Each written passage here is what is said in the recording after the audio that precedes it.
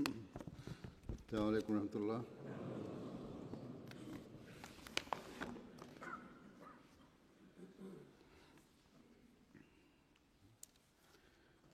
أشهد أن لا إله إلا الله وحده لا شريك له وأشهد أن محمدا عبده ورسوله أما بعد فأعوذ بالله من الشيطان الرجيم بسم الله الرحمن الرحيم الحمد لله رب العالمين الرحمن الرحيم مالك يوم الدين إياك نعبد وإياك نستعين اهدنا الصراط المستقيم صراط الذين أنعمت عليهم غير المغضوب عليهم ولا الضالين.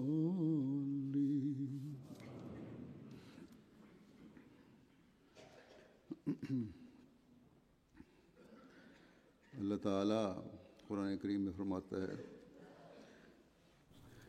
Allah déclare dans le Saint-Coran Ya ayyuhalladhina amanujtanibu kathiran minadh-dhanni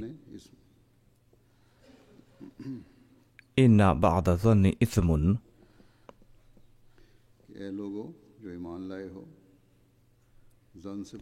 C'est-à-dire, ô vous qui croyez, évitez de vous adonner à trop de soupçons,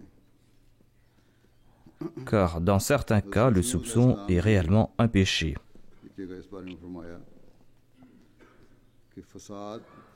Le Messie premier Islam a déclaré à ce sujet: la discorde résulte des soupçons odieux et des doutes de l'homme. Si l'homme a confiance en autrui, il aura l'occasion d'offrir quelque chose. Une fois l'erreur commise à la première étape, il est difficile d'atteindre sa destination. Le soupçon est un très grand mal, dit le Messie premier d'Islam. Le soupçon prive l'homme d'une quantité de bonnes œuvres, et ces soupçons s'accroissent jusqu'au jour où il entretient des soupçons à l'égard de Dieu. Ensuite, le Messie premier d'Islam a déclaré: nous ne pouvons lire le cœur d'autrui, c'est-à-dire, nous ne pouvons pas connaître les sentiments de l'autre. Tenter d'imaginer les sentiments d'autrui est un péché, dit le Messie premier d'Islam. Quand on considère qu'autrui est méchant, eh bien, on devient pire que cette personne. Attribuer hâtivement des intentions blâmables à autrui est condamnable. Croire que l'on peut lire les intentions de l'autre est une démarche risquée, c'est-à-dire croire que l'on peut connaître les sentiments de l'autre est une démarche très risquée. Pourquoi est-ce que c'est très risqué? Car nombre de peuples en ont payé les conséquences et en ont été détruits. Ces peuples ont eu des soupçons à l'égard de leurs prophètes et de leurs proches, et ensuite ils ont eu des doutes et des soupçons à l'égard de Dieu.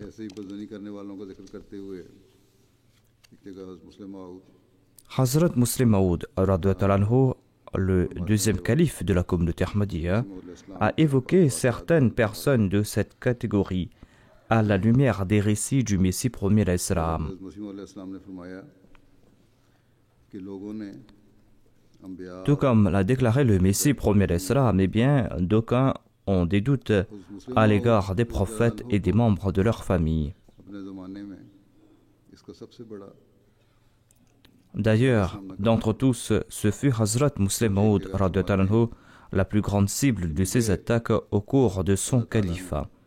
खलीफा बना Le deuxième calife raconte और उसी Allah m'a élu calife को हमेशा मेरे शामिल हाल et Allah m'a toujours accordé son soutien. एक नाबीना और मादरजाद अंधे के Et hormis un aveugle, से इनकार कर सके hormis un aveugle-né, personne ne pourra nier qu'Allah m'a toujours envoyé des anges du ciel pour me porter secours. एतराज करने वालों को फरमा रहे हैं कि तुम भी अब Eh bien, एतराज करके condamnez-moi, dit le deuxième calife. S'adressant à ses rédacteurs, il dit, condamnez-moi et jaugez le résultat de vos attaques. मसीह मौद इस्लाम पर भी किए गए Quelqu'un avait émis pareille critique à l'encontre du Messie premier l'Islam, तो आपने फरमाया यानी et le Messie premier l'Islam a interdit à cette personne de contribuer un seul centime dans les fonds de la Jamaat. फिर Le देखो Messie premier l'Islam lui a dit, tu n'auras même pas le droit d'envoyer un seul sou pour aider la communauté et tu vas voir quelle perte en subira la Jamaat de Dieu. कि आइंदा Le deuxième calife dit, ये दो जो एतराज à ceux qui émettent pareille critique à mon encontre, eh bien, je leur interdis d'envoyer un seul centime pour la Jamaat. कि मैं सख्त Ces accusateurs affirmaient que le calife dépensait à mauvais escient les biens de la Jamaat. Il dit, je n'ai point l'habitude de tenir des propos durs, mais s'il vous reste une once de bienséance, eh bien, n'offrez même pas un clou à la Jamaat, et vous verrez par la suite si la Jamaat progresse ou pas. फरमाएगा De l'invisible, Allah viendra à mon secours. और जो सिलसिले De l'invisible, il inspirera des personnes imbues de sincérité बायसे pour qui sacrifier leur bien pour la communauté est source de fierté. कि हज़रत मसीह मौद इस्लाम ने Ne savez-vous pas ce qu'avait dit le Messie premier l'Islam à propos de l'enterrement de ses 5 enfants dans la Bahishti Maqbara?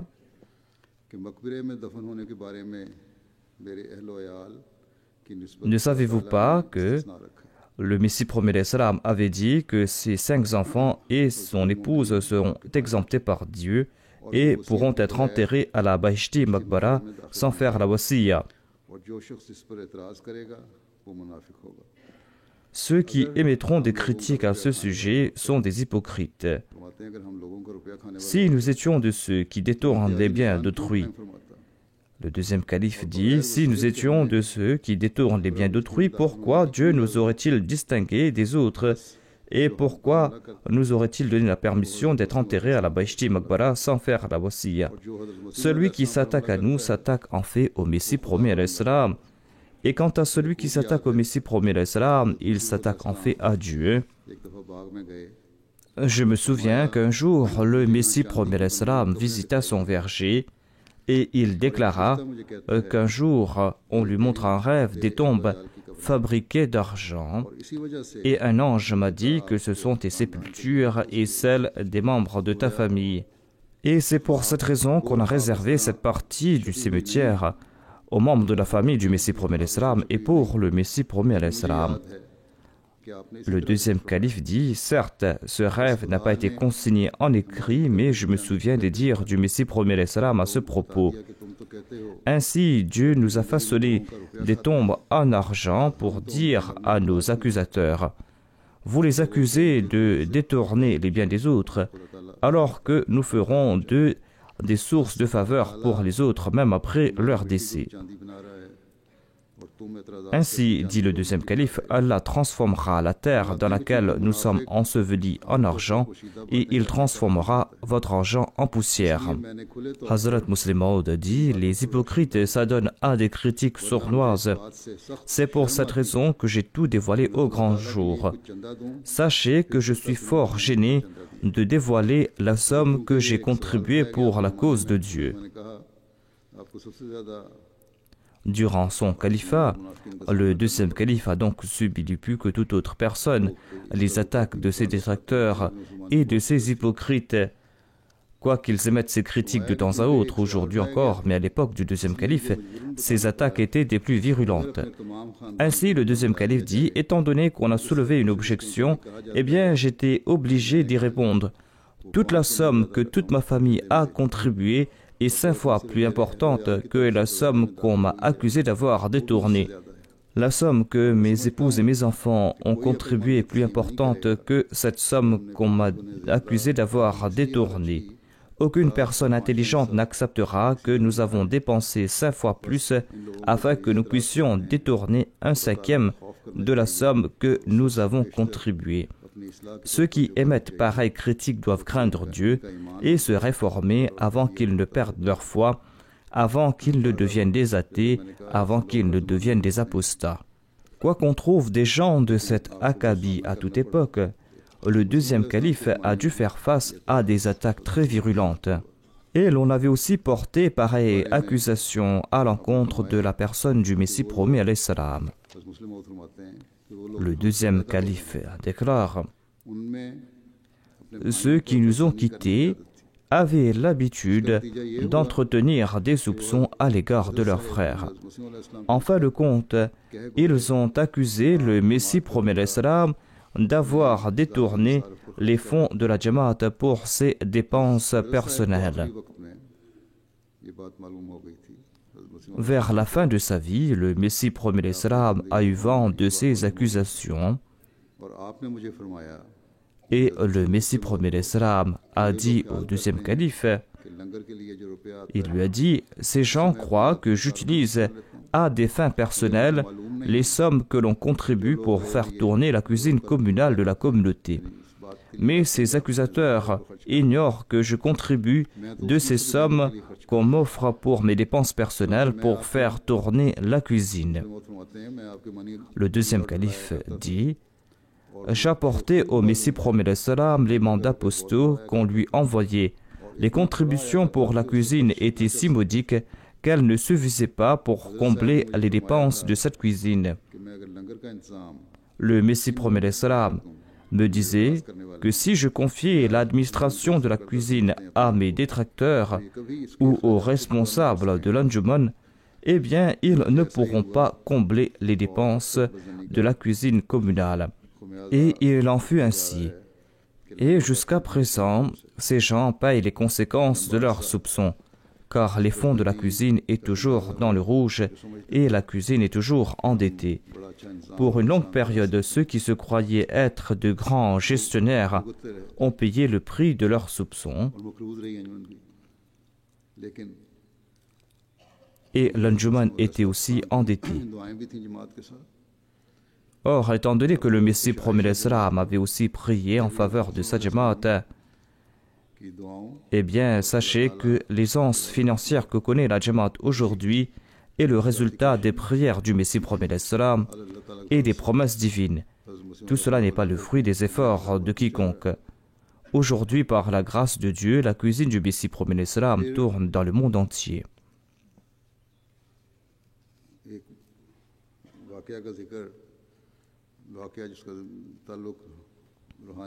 Ensuite, le deuxième calife nous relate un récit qui a trait à la spiritualité et à la vie des prophètes et à la situation de leur communauté après leur décès et avant leur décès.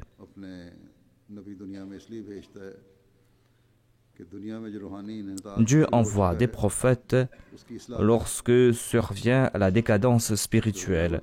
Il envoie ces prophètes afin de ramener les gens sur le droit chemin.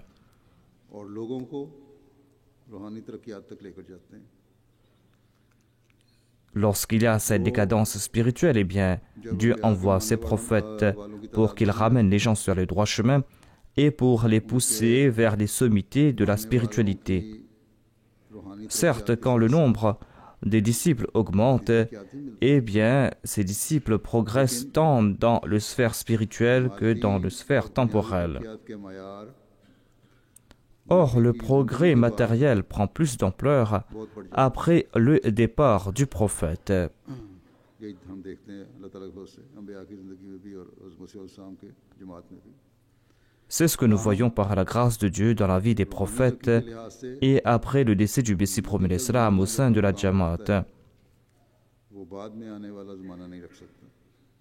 Cependant, l'on ne pourra maintenir après le prophète le même niveau de progrès spirituel qui existait au cours de la vie du prophète. L'avancée spirituelle à l'époque du prophète est plus importante que le progrès matériel. Certes, il y a des progrès matériels par la suite aux promesses divines, mais il y a aussi manque de spiritualité après le décès du prophète. C'est ce que nous explique Hazrat Muslim Maud radhiyallahu anhu à la lumière d'un récit du Messie promis alayhi salam. Le deuxième calife radhiyallahu anhu déclare: immédiatement après le décès du prophète débute une nuit spirituelle. Or, son décès annonce aussi le succès matériel. Et l'on commence à en voir les indices immédiatement après son départ. Il en fut ainsi à l'époque du saint prophète Mohammed lui. Il en fut ainsi à l'époque de Jésus le Messie, à l'époque de Moïse, et il en fut ainsi à l'époque du Messie promis alayhi salam.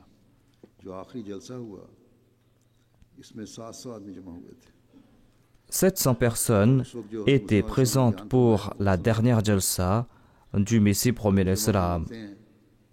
Et ce qu'il avait dit à cette occasion mérite notre attention. Hazrat Muslim Maud dit que le Messie promis alayhi salam était parti pour sa marche, au cours de laquelle il passa tout près d'un banyan où se trouvait une foule. En voyant cette foule, le Messie promis alayhi salam a déclaré: on dirait que ma mission a été accomplie, car je commence à voir les signes du succès et de la victoire. Et il n'a cessé d'évoquer le progrès de l'Ahmadiyya. Et il a déclaré: Dieu a accordé à l'Ahmadiyya de grands succès. 700 personnes sont présentes pour notre jalsa. Il y a tant nombre de personnes qu'on dirait que ma mission est terminée, disait le Messie promis alayhi salam. C'est un si grand succès qu'on dirait que la tâche pour laquelle Dieu m'a envoyé a été accomplie et que personne ne pourra anéantir l'Ahmadiyya aujourd'hui. Voilà ce qu'a dit le Messie promis alayhi salam. Hazrat Muslim Maud dit: voilà la confiance et la certitude que le Messie promis alayhi salam avait en Dieu. En voyant 700 personnes pour la jalsa, il disait que personne ne pourra anéantir l'Ahmadiyya. Aujourd'hui, par la grâce de Dieu, l'Ahmadiyya a été établie dans les 4 coins du monde. Hazrat Muslim Maud dit: quand les dépenses de la cuisine ont monté en flèche et que le nombre d'invités a augmenté, eh bien le Messie promis alayhi salam était très inquiet à propos des dépenses. Or, aujourd'hui, par la grâce de Dieu, un seul Ahmadi à lui seul pourra couvrir les dépenses de la langar. C'était là ce que disait le Muslim Maud à son époque, et aujourd'hui, eh bien, cela a pris plus d'ampleur. Le deuxième calife dit: quand le Messie promis alayhi salam fit des prophéties à propos d'un séisme, eh bien, nombre d'Ahmadis vinrent trouver refuge à Qadian. Le Messie promis alayhi salam et ses disciples logèrent dans des tentes dans le verger du Messie promis alayhi salam. Étant donné que le nombre d'invités avait augmenté à l'époque, un jour, le Messie promis alayhi salam dit à ma mère qu'il n'avait plus de fonds. Les dépenses avaient monté en flèche et le Messie promis alayhi salam lui a dit: je pense que je vais devoir emprunter de l'argent de quelqu'un. Après quelques instants, il est parti pour la prière de Zuhr. Et lorsqu'il est retourné, il était souriant. Il entra dans sa chambre et il en sortit après quelques instants et il dit à ma mère: en dépit d'avoir vu d'innombrables signes divines, l'homme entretient des fois des doutes à propos de Dieu. Je croyais qu'il n'avait pas d'argent pour faire tourner la cuisine et que je devrais emprunter de l'argent de quelqu'un. Quand je suis parti pour la prière, j'ai rencontré quelqu'un qui portait des vêtements sales. Il me mit dans la main un petit paquet. En soupesant le paquet, je me suis dit qu'il était lourd parce qu'il contenait des pièces et que la somme sera modique.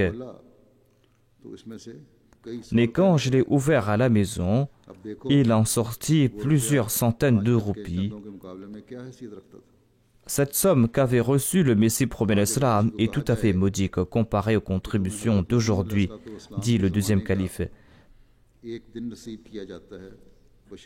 Si aujourd'hui on dit à quelqu'un qu'on lui accordera l'occasion de vivre un jour de l'époque du Messie promet l'Islam, à condition qu'il couvre les dépenses d'une journée de la cuisine communale, il répondra: pourquoi parler d'un jour? Je suis prêt à couvrir les dépenses d'une année tout entière pour connaître un seul jour de l'époque du Messie premier l'Islam. Mais aujourd'hui, qui pourra jouir de ce qu'a vécu ceux qui ont consenti à des sacrifices à l'époque du Messie premier l'Islam? Certes, les contributions ont augmenté, mais l'époque du Messie premier l'Islam avait une toute autre importance. Hazrat Muslim Maud déclare que j'avais écrit une petite note sur ma copie du Saint-Coran qui décrit à merveille les sentiments de ceux qui ont vécu à l'époque du prophète. À côté du mot Salamun mentionné dans la sourate Al-Qadr où il est dit « Tout est paix jusqu'à la naissance de l'aube », à côté de ce mot Salamun, j'ai écrit « À l'époque du Messie promis ». Nous étions peu nombreux. À l'époque du Messie premier l'Islam, nous étions peu en nombre, mais il y avait la paix. Certes, Dieu nous a accordé de grands succès par la suite, mais ces progrès ne peuvent égaler l'époque du Messie premier l'Islam.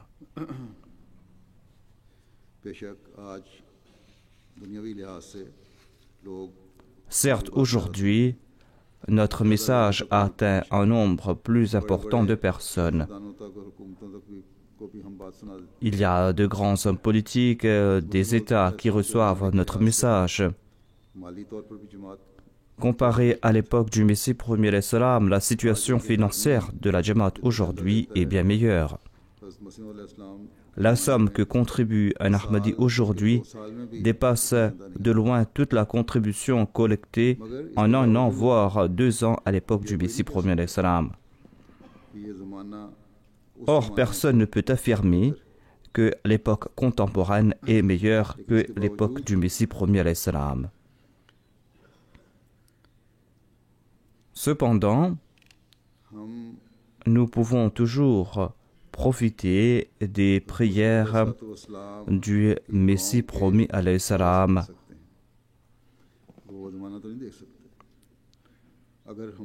Même si nous ne l'avons pas vécu à l'époque du Messie premier alayhi salam, nous allons pouvoir profiter de ces prières si nous engendrons en nous cette ardeur et ce zèle qui nous poussera à parachever sa mission avec la sincérité et la fidélité qu'il voulait insuffler en nous. Pour ce faire, nous allons devoir progresser dans cette spiritualité qu'il a engendrée en ses compagnons. Ici-bas, je vous présente d'autres récits de Hazrat Muslim Maud à propos des différents aspects de la vie du Messie promis alayhi salam et qui concernent son époque. Hazrat Muslim Maud a évoqué l'amour des compagnons du Messie promis l'Islam à son égard. Il dit: nous avons vécu à l'époque du Messie promis l'Islam et j'ai vu aussi l'amour que ses compagnons avaient pour lui. Ceux qui sont venus après ou ceux qui étaient très jeunes à l'époque du Messie premier l'Islam ne peuvent imaginer l'amour que les compagnons éprouvaient pour le Messie premier l'Islam. Dieu m'a conféré un tel cœur que j'étais sensible à ces choses depuis ma tendre enfance. J'ai pu juger l'amour qu'avaient ces personnes pour le Messie premier l'Islam. कि उन्हें हज़रत मसीह मौऊद अलैहिस्सलाम की जुदाई की Pendant des années et des années, j'ai vu qu'après le départ du Messie promis l'Islam, ils ne ressentaient aucun plaisir dans leur vie. Le monde n'avait pour eux aucun attrait. फरमाया कि हज़रत खलीफा अव्वल जिनके हौसले के मुतालिक जो लोग वाकिफ़ हैं जानते हैं कि कितना मजबूत Ceux qui connaissent le premier calife savent à quel point il était résolu. मगर Il ne sait jamais transparaître sa tristesse ou ses soucis. En nombre d'occasions, quand j'étais seul avec lui, il me disait हज़रत साहब फौत हुए हैं « Mian, मुझे अपना जिस्म depuis l'amour du Messie promis alayhi salam, je sens un vide en moi. मैं लोगों में Le monde est vide pour moi. मगर फिर भी यूं मालूम होता है Je vague à mes occupations parmi les hommes, mais on dirait pour moi qu'il n'y a rien en ce monde. मैंने देखा है जो हज़रत मसीह मौऊद अलैहिस्सलाम की सोबत में रहे En sus du premier calife, j'ai vu d'autres compagnons qui avaient vécu à l'époque du Messie promis alayhi salam. Leur amour et leur affection à son égard étaient tels qu'ils ne trouvaient plaisir en rien après le décès du Messie promis alayhi salam. Ils désiraient mourir pour aller à la rencontre du Messie promis alayhi salam.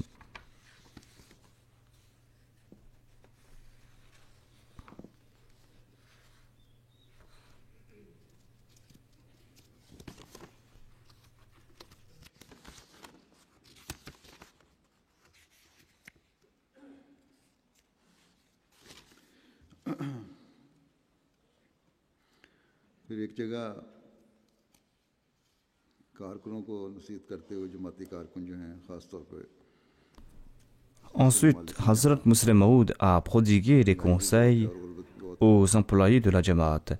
Cela concerne en particulier ceux qui habitent ces pays où le coût de la vie est très cher et où il y a de la pauvreté. Il leur conseille d'implorer l'aide de Dieu au lieu de demander le soutien de l'Anjuman, au lieu de demander le soutien du comité de la Jamaat. Et il a cité un exemple de la vie du Messie promis alayhi salam. Il disait que le Messie promis alayhi salam était très sensible au froid. C'est pour cette raison qu'il consommait du musc.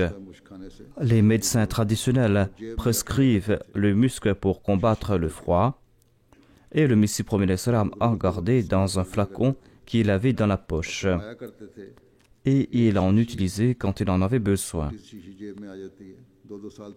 Et il disait que ce petit flacon qu'il pouvait tenir dans la poche contenait du musc qui lui suffisait pour 1 an, voire 2 ans. Le Messie promis alayhi salam disait que quand je me disais qu'il en restait peu et que je regardais le flacon, eh bien le musc s'épuisait. Tant que je ne regardais pas le flacon et que j'en consommais, Dieu bénissait ce qu'il en restait. Et quand je le regardais, eh bien le musc s'épuisait. Ainsi dit Hazrat Muslim Maud, Dieu pourvoit à ses serviteurs de l'invisible et les méthodes qu'il utilise sont fabuleuses. Demandez à celui dont le trésor est inépuisable. Pourquoi en demander à la communauté qui n'a pas assez d'argent pour vous donner des augmentations? Adorez Allah, il pourvoira à vos besoins de l'invisible. La Sadr Anjuman Ahmadiyya n'a pas assez d'argent pour offrir des augmentations. Ses revenus dépendent des contributions des membres et pas plus. Dans ces pays où la vie est chère, d'aucuns disent qu'ils n'arrivent pas à en joindre les deux bouts. Et d'aucuns m'écrivent à ce sujet. Je sais que la vie est très chère, par exemple, au Pakistan et en Inde, et que les salaires des employés de la Jamaat leur suffisent à peine. Or, la communauté fait de son mieux pour fournir toutes les facilités qui sont à sa disposition.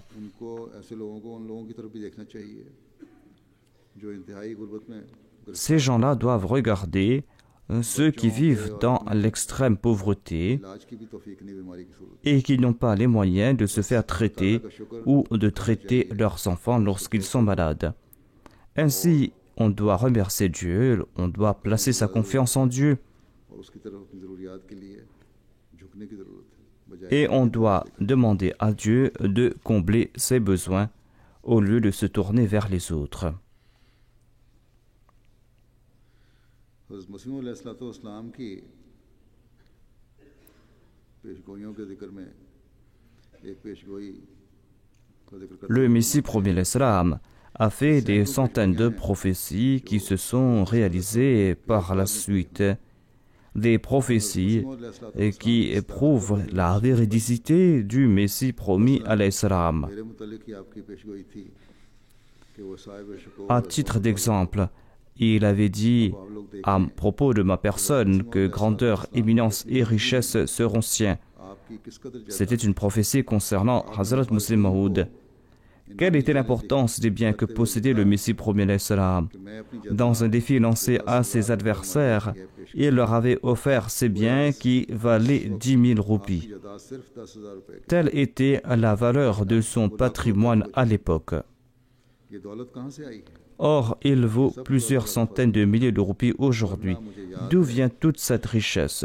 Cela vient de la part d'Allah. की वफात के बाद Après le décès du Messie premier l'Islam, notre grand-père maternel, से ताल्लुक रखने वाले Hazrat Mir al-Nasir al-Nawab Saheb, m'apporta les papiers des propriétés du Messie premier l'Islam. ये कागज Il était responsable de ces terres à l'époque du Messie premier l'Islam अपने आप et il me retourna ces papiers après le décès du Messie premier l'Islam.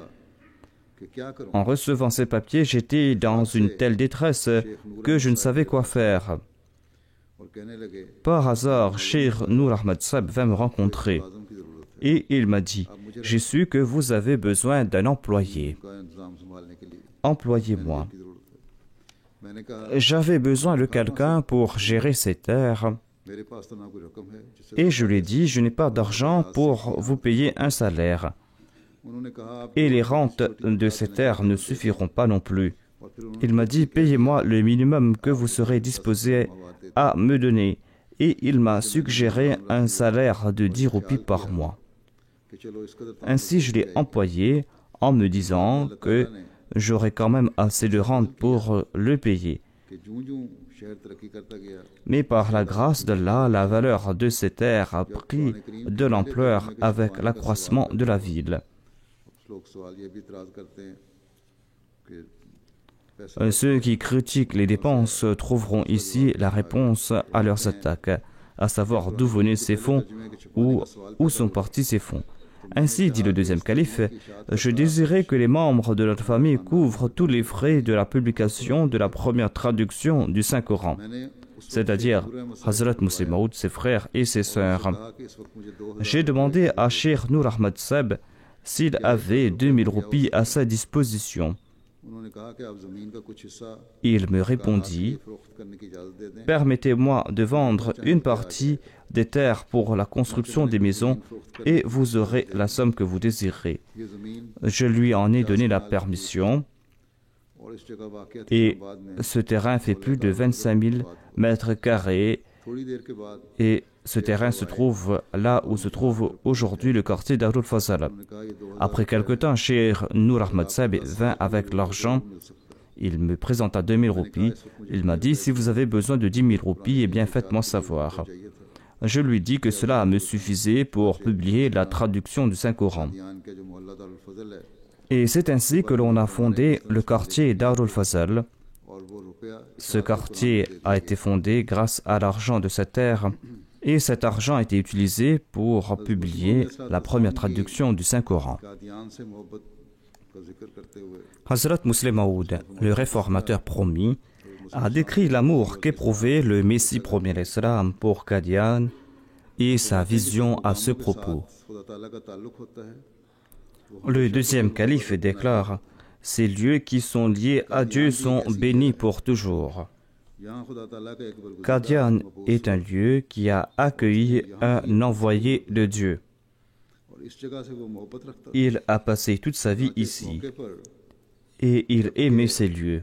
हज़रत मसीह Le Messie premier alayhi salam entreprit son dernier voyage à Lahore. लाहौर गए हैं आखिरी जो बीमारी जो बीमारी के दिनों में या आखिरी दिनों में जब लाहौर गए वहीं वफात हुई है Lors de ce dernier voyage, il est tombé malade et il vivait ses derniers jours et il décéda à Lahore. Durant ces jours, il m'appela à Lahore et me dit « Mahmoud, vois comme la lueur du soleil est jaunâtre ici à Lahore. » Le deuxième calife dit « Pour moi, elle avait le même teint que d'ordinaire. » Et je lui fais part de ma remarque. Le Messie promet l'Islam répondit « Non, ici la lueur du soleil est jaunâtre et brumeux. » La lueur du soleil à Qadian est claire et très belle. Étant donné qu'il serait enterré à Qadian, c'est pour cette raison qu'il énonçait ces paroles qui démontraient son amour pour Qadian.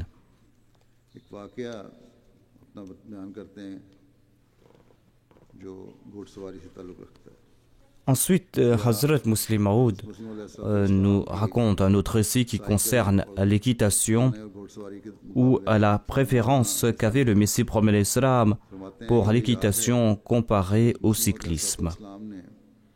Le deuxième calife dit « Je me souviens que quelque temps avant de mourir, le Messie promis à l'Islam m'offrit une jument qu'il avait reçue en cadeau. En voyant les jeunes monter à bicyclette, j'ai eu le désir d'en faire de même. J'en ai fait mention au Messie promis à l'Islam. Le Messie promis à l'Islam a répondu « Je n'aime pas la bicyclette. Pour moi, l'équitation est un sport qui sait mieux un homme. » Je lui ai dit « Offrez-moi un cheval en ce cas. » Et il m'a dit « J'aime les chevaux qui sont puissants. » Peut-être qu'il voulait que je sois un bon cavalier. Ainsi, il écrivit à Abdul Majid Khan Saeb de Kapurtala et lui demanda d'acheter un bon cheval. Le père d'Abdul Majid Khan Saeb était responsable des étapes de l'état de Kapurtala et sa famille s'y connaissait dans tout ce qui a trait aux chevaux. Ainsi, il nous acheta une jument et l'envoya en cadeau. Le décès du Messie premier l'Islam affecta nos finances et je décidai de vendre la jument. Dans la première partie, nous avons vu la préférence du Messie premier l'Islam pour les chevaux et dans la deuxième partie, Hazrat Muslim Maud est en train de décrire sa situation. Il a dit « J'ai voulu vendre la jument afin que les dépenses ne soient pas un fardeau pour ma mère. » Car nous n'avions pas beaucoup de rente par la suite.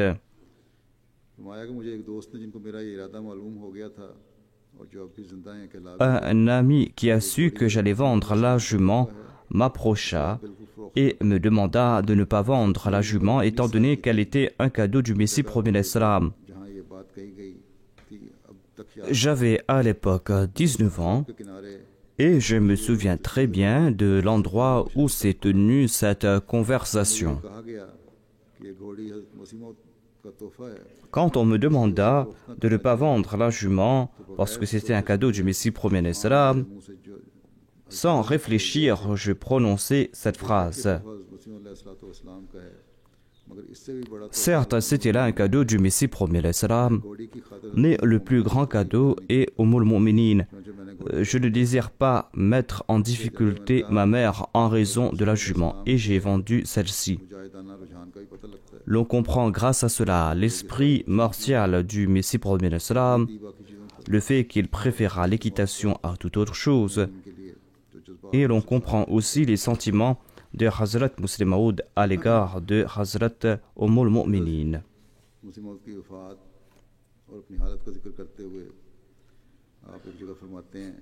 Le deuxième calife a évoqué le décès du Messie premier l'Islam et son état d'esprit par la suite. Il a dit que lorsque le Messie premier l'Islam est décédé, d'aucuns ont dit que son décès était inopiné, mais j'étais au courant de cela. Je savais qu'il y aurait une grande révolution. Dans un rêve, j'ai vu que je venais à la Bahish Magbara dans une barque et le flot était si tumultueux que la barque était en danger et était sur le point de chavirer. Tous ceux qui étaient dans la barque étaient fort inquiets. Et c'est là qu'une main est sortie de l'eau dans laquelle il était écrit que ici se trouve la tombe d'un saint. Implorez ce saint et la barque va sortir de ce danger. J'ai dit que c'est du shirk. Même si nous devons perdre notre vie, nous n'allons pas commettre cet acte de polythéisme. Et le danger n'a cessé de prendre de l'ampleur. Et d'aucuns parmi les passagers ont dit « Pourquoi ne pas suivre ce conseil ?» À mon insu, ils ont envoyé une requête de prière en écrit et l'ont placée dans l'eau. Lorsque j'ai su ce qui s'était passé, eh bien, j'ai fait sortir ce bout de papier et dès que j'ai accompli cette action, eh bien, il n'y avait plus de danger et la barque est arrivée à bon port. Lorsque le Messie prophète d'Islam est décédé, eh bien, Dieu avait renforcé mon cœur et je me suis dit que nous aurons de grandes responsabilités. Et j'ai fait la promesse suivante. « Oh mon Seigneur, je me mets à côté de la dépouille de ton Messie. Même s'il n'y a personne pour continuer cette tâche, je vais continuer à le faire. » J'ai été animé d'une force que je ne peux décrire.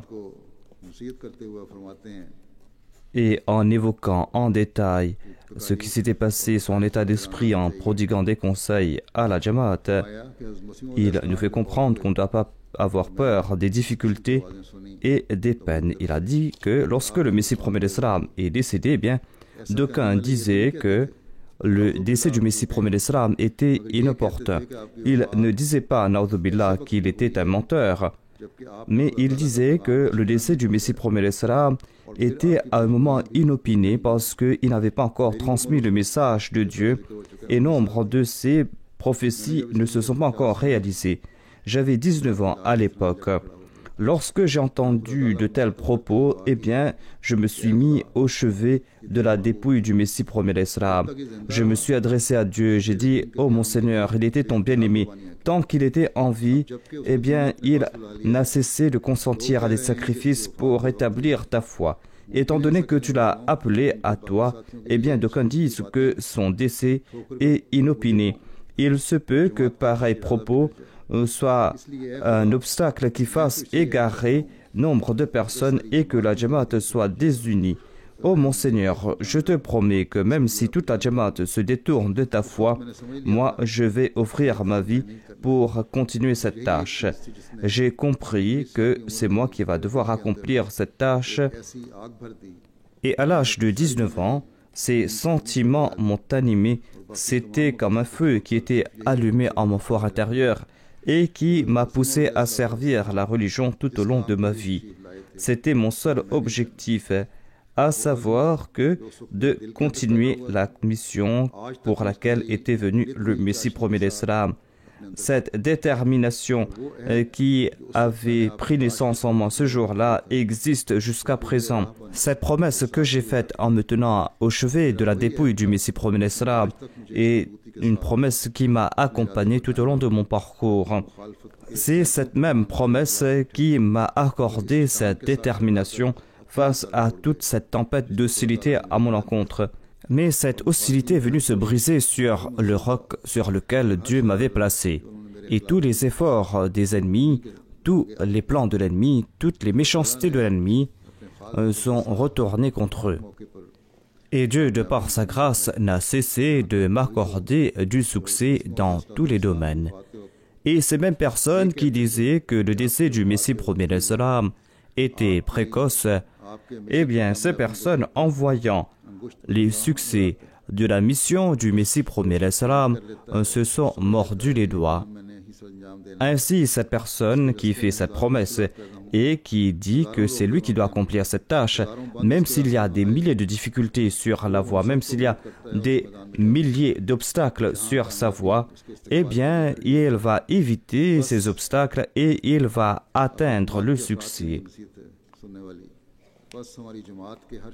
Ainsi, il prodigue des conseils aux membres de la Jamaat. Il dit que tout membre de la Jamaat doit faire cette promesse que c'est moi qui dois accomplir cette tâche qui concerne la foi.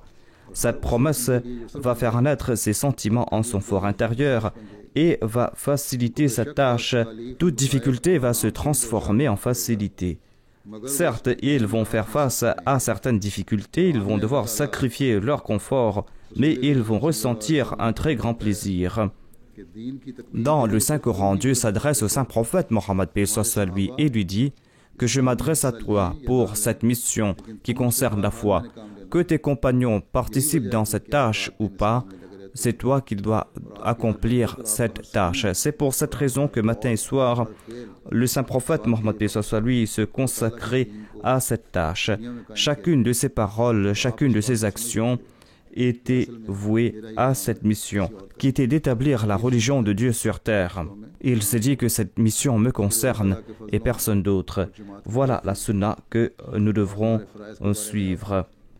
Ensuite, le deuxième calife a évoqué les faveurs de Dieu, le progrès de la Jamaat, ainsi que nos responsabilités. Il dit que Dieu, de par sa grâce, m'a accordé la possibilité de respecter cette promesse que j'ai faite auparavant.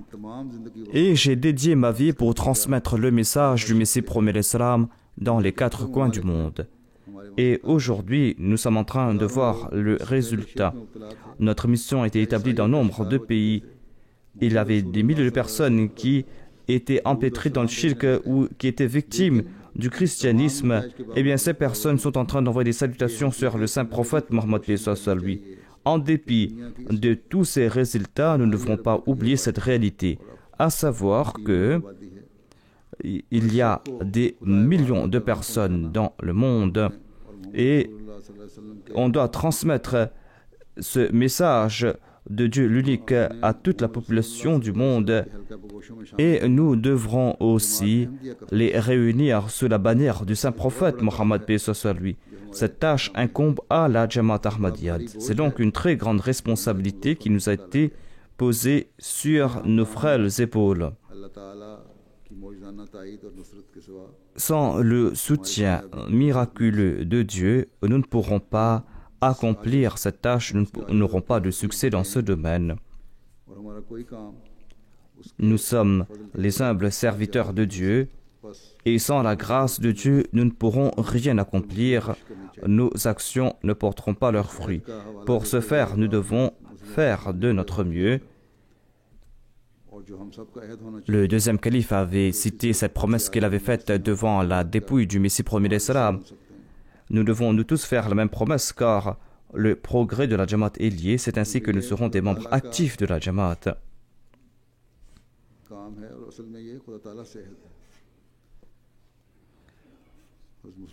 Cette tâche concerne Dieu, c'est une promesse qui concerne Dieu. Hazrat Muslim Maud a déclaré que si on peut faire telle promesse à une personne, tout comme il avait fait cette promesse devant la dépouille du Messie promet l'Islam, il a dit pourquoi ne pas faire telle promesse à Dieu, à savoir que, oh Allah, si le monde entier t'abandonne, eh bien nous n'allons jamais t'abandonner. Voilà la promesse que nous devons tous faire aujourd'hui. Aujourd'hui, l'athéisme a le vent en poupe dans le monde entier et nous devrons faire cette promesse.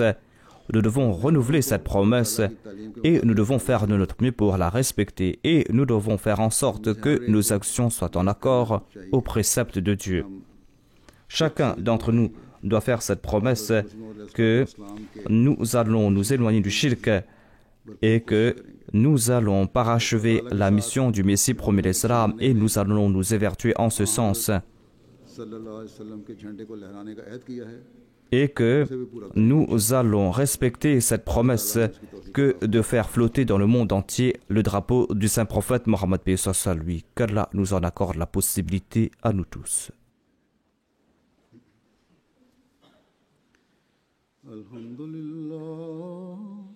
Alhamdulillah, nahmaduhu wa nasta'inuhu wa nastaghfiruh. ونؤمن به ونتوكل عليه ونعوذ بالله من شرور أنفسنا ومن سيئات أعمالنا من يهده الله فلا مضل له ومن يضلله فلا هادي له ونشهد أن لا إله إلا الله ونشهد أن محمدا عبده ورسوله عباد الله رحمكم الله إن الله يأمر بالعدل والإحسان وإيتاء ذي القربى وينهى عن الفحشاء والمنكر والبغي يعظكم لعلكم تذكرون اذكروا